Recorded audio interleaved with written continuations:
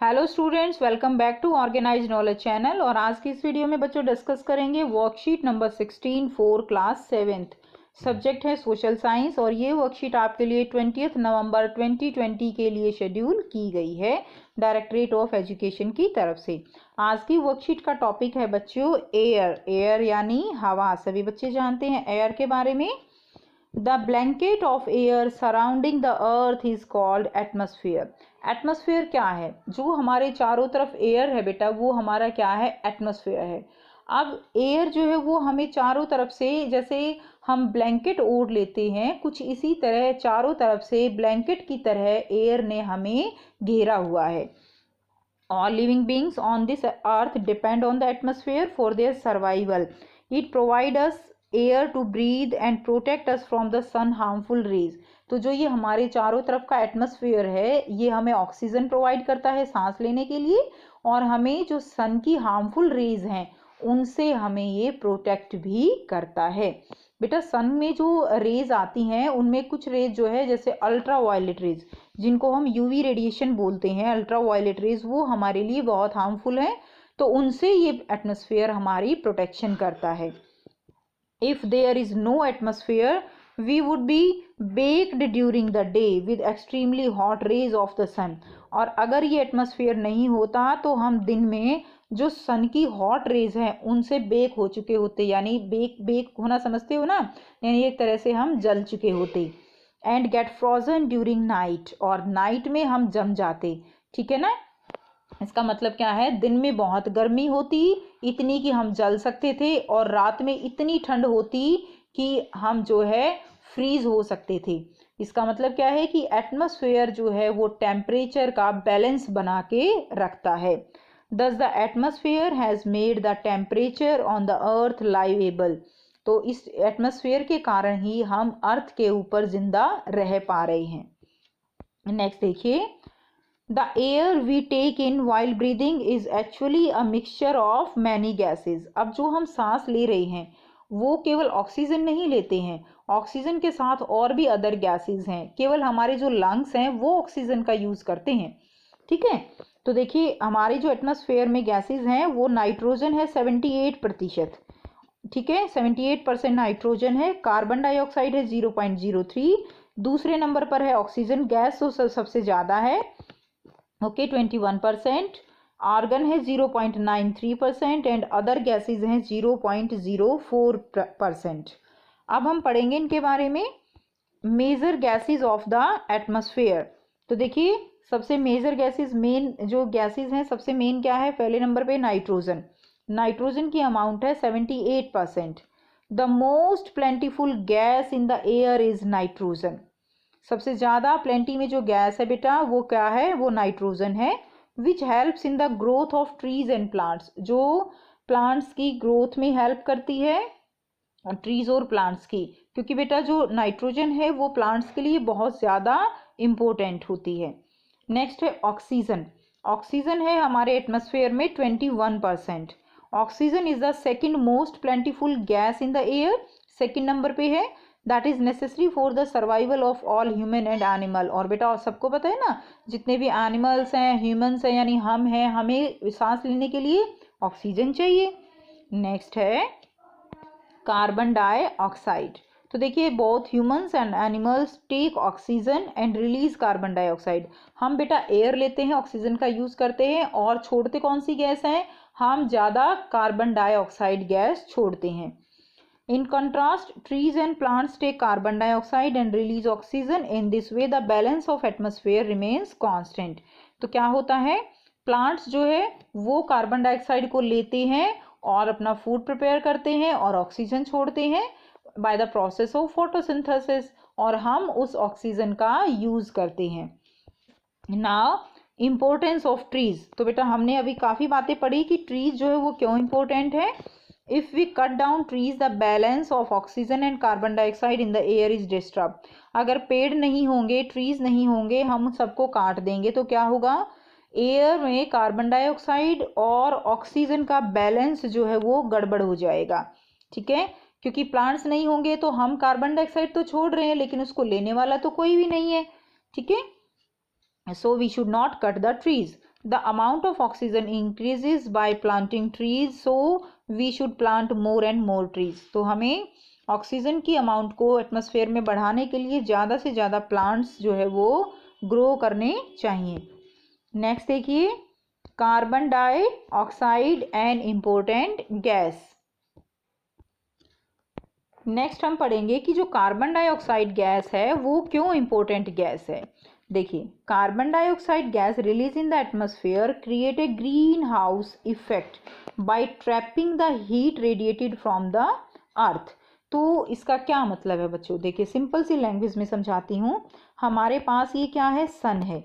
सन जो है क्या करता है, रेडिएशन जो है वो छोड़ता है, वो हमारी अर्थ पर आती है, और हमारी अर्थ जो है वो चारों तरफ से जो हमारा एटमॉस्फेयर है उससे जो है क्या है, घिरी हुई है।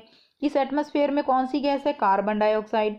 अब जो सन की रेज आती हैं तो जो ये कार्बन डाइऑक्साइड है गैस है, ये सन की रेज को ट्रैप कर लेती है, यानी एब्जॉर्ब कर लेते हैं इसके जो कण हैं, ठीक है। इससे क्या होता है कि जो रेज हैं वो सारी जो है एटमॉस्फेयर से बाहर नहीं जा पाती। अब बाहर नहीं जा पाती, इसके कारण हमारा जो टेम्परेचर है एटमॉस्फेयर का वो एक तरह से बढ़ जाता है, यानी वो गर्म रहता है। एटमॉस्फेयर बैलेंस बनाने के लिए ज़रूरी है, और जिससे जो गर्मी बढ़ जाती है, यानी अगर कार्बन डाइऑक्साइड गैस बहुत ज़्यादा होगी तो क्या होगा, ज़्यादा गर्मी हो जाएगी, और अगर बिल्कुल भी नहीं होगी तो ठंड हो जाएगी, बहुत ज़्यादा विंटर हो जाएगी, ठीक है, टेम्परेचर बहुत कम हो जाएगा। इसलिए कार्बन डाइऑक्साइड क्या करती है, ये जो हमारा टेम्परेचर है उसको बैलेंस बना के रखती है। और इस जो ये इफ़ेक्ट है बेटा, इसको हम कहते हैं ग्रीन हाउस इफ़ेक्ट। जो सन की रेज को एब्जॉर्ब करती है कार्बन डाइऑक्साइड, इस इफ़ेक्ट को कहा जाता है ग्रीन हाउस इफ़ेक्ट, और इसीलिए इसको कहते हैं हम ग्रीन हाउस गैस। आपने बेटा पार्क में देखा होगा कि कुछ ग्रीन हाउस जो है बना के और उसके अंदर प्लांट्स को जो है रखा जाता है, ठीक है ना। तो वो प्लांट्स रखे जाते हैं ग्रीन हाउस के अंदर, वो क्यों रखे जाते हैं, ताकि इसके अंदर का टेम्परेचर जो है वो थोड़ा ज़्यादा रहे। इनमें ऐसे प्लांट्स को रखा जाता है जिनको ज़्यादा टेम्परेचर की ज़रूरत होती है, या सर्दियों में रखा जाता है ताकि प्लांट्स जो है वो डैमेज ना हो जाएं। किस लिए, क्योंकि जिस तरह ये ग्रीन हाउस से जो है इसके अंदर का तापमान यहाँ बढ़ जाता है, इसी तरह कार्बन डाइऑक्साइड भी ग्रीन हाउस इफेक्ट शो करती है टेम्परेचर को बढ़ाने में। इसलिए इस गैस को ग्रीन हाउस गैस जो है वो कहा जाता है। Without it the earth would have too cold to live in. अगर ये नहीं होगी तो बहुत ज़्यादा कोल्ड हो जाएगी। However when its level increase in the atmosphere increase due to factory smoke और car fumes, the heat retained increases the temperature of the earth. और अगर बच्चों ये बहुत ज़्यादा अमाउंट में बढ़ गई, यानी अगर हम पॉल्यूशन बहुत ज़्यादा करेंगे तो कार्बन डाइऑक्साइड अगर बढ़ गई तो क्या होगा, बहुत ज़्यादा सन की एनर्जी को ट्रैप करके रखेगी, और टेम्परेचर क्या हो जाएगा, बहुत ज़्यादा बढ़ जाएगा, जिससे गर्मी बहुत ज़्यादा बढ़ जाएगी, ठीक है। और इसको हम क्या कहते हैं, this is called global warming. और आजकल जो है पॉल्यूशन के कारण ग्लोबल वार्मिंग हो रहा है, जिससे कि सर्दियाँ भी कम हो गई हैं, ठीक है। This rise in temperature causes the snow in coldest part of the world to melt। और अगर टेम्परेचर बढ़ गया तो जो ग्लेशियर्स होते हैं, बर्फ के जो पहाड़ होते हैं, वो सब पिघलने लगेंगे, जिससे बाढ़ आ जाएगी। As a result the sea level rises, sea का लेवल राइज हो जाएगा, causing flood in the coastal areas.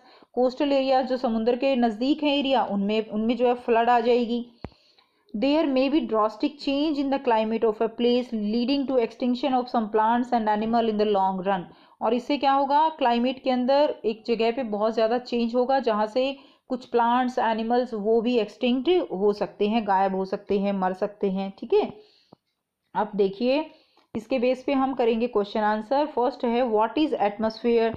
तो बच्चा एटमॉस्फेयर क्या होता है, हमने अभी ऊपर किया, यहाँ से आंसर लिख दीजिए। डायरेक्ट आंसर है क्वेश्चन नंबर 1 का। Blanket of air surrounding the earth is called atmosphere. Next question करेंगे question number 2। What is the reason behind increase in the earth atmosphere. Earth atmosphere का जो टेम्परेचर है उसको बढ़ने का क्या रीजन है। तो बेटा मेन रीजन पॉल्यूशन है, ठीक है। तो आइए कर लेते हैं इसका आंसर। सो यहाँ से आप आंसर लिखेंगे, the main reason behind increase in the earth temperature लिख लीजिए, is carbon dioxide gas. The level of carbon dioxide gas is increase due to factory smoke और car fumes and it absorb heat, so there is increase in the temperature of the earth. यह हम समझ चुके हैं, आप इसका answer यहाँ से एज इट इज लिख लीजिए। ठीक है, नेक्स्ट क्वेश्चन देखते हैं। क्वेश्चन नंबर 3 है फिल इन द ब्लैंक्स। ठीक है, आपको हिंट गिवन है, यहाँ से आपको फिल कर देना है। ट्रीज एंड प्लांट्स रिलीज, कौन सी गैस रिलीज करते हैं? ऑक्सीजन। तो यहाँ पे फिल कर दीजिए ऑक्सीजन गैस, नंबर 1 में ऑक्सीजन। उसके बाद देखिए dash gas create greenhouse effect, तो बेटा कौन सी gas greenhouse effect create करती है? कार्बन डाइऑक्साइड, 2 का आंसर हो जाएगा। Rise in temperature of earth atmosphere is called global warming, तो राइज जो है वो क्या कहलाता है? ग्लोबल वार्मिंग, 3rd का आंसर हो जाएगा। तो बेटा यहाँ से देखिए oxygen first, carbon dioxide second, global warming 3rd। Match the column, column को मैच करना है आपको, quantity of gases in atmosphere से इसको मैच करना है। तो देखिए फर्स्ट है नाइट्रोजन, नाइट्रोजन कितनी है? 78%, सी आंसर हो जाएगा। ऑक्सीजन है 21%, डी आंसर हो जाएगा।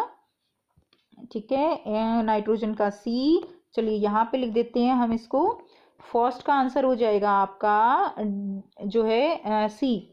ठीक है, सेकंड का आंसर हो जाएगा डी, 3rd का आंसर हो जाएगा, कार्बन डाइऑक्साइड गैस कितनी है? 0.03%, तो आंसर हो जाएगा बी। 4th है आर्गन, आर्गन है बेटा जो है 0.93 एटमॉस्फेयर में, तो ई। और 5th का आंसर हो जाएगा ऑल अदर गैसेज हैं 0.04 यानी ए। तो बेटा इनके सामने इनका आंसर भी लिख दीजिएगा या आप ऐसे भी कर सकते हैं। तो ये थी बच्चों आपकी आज की एसएसटी की worksheet for class 7th। I hope आपको ये वर्कशीट क्लियर है। कोई भी प्रॉब्लम है कमेंट करके पूछ सकते हो। वीडियो अच्छी लगी तो लाइक शेयर जरूर कर दीजिए, चैनल को सब्सक्राइब भी कर लीजिए। And thanks for watching, have a nice day.